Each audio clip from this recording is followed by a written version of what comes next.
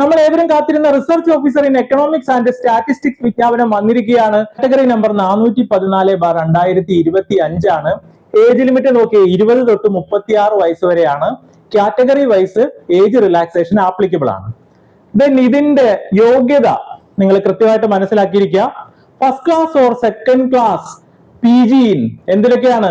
Economics, statistics, mathematics. ഇപ്രാവശ്യം കൊമേഴ്സുകാരെ കൂടെ ഉൾപ്പെടുത്തിയിട്ടുണ്ട്. ഇനി മാത്തമാറ്റിക്സുകാർക്ക് ഒരു കണ്ടീഷൻ പറയുന്നുണ്ട്, അവർ അറ്റ്ലീസ്റ്റ് UG ലെവലിലെങ്കിലും സ്റ്റാറ്റിസ്റ്റിക്സ് ഒരു സബ്ജക്റ്റ് ആയിട്ട് പഠിച്ചിരിക്കണം.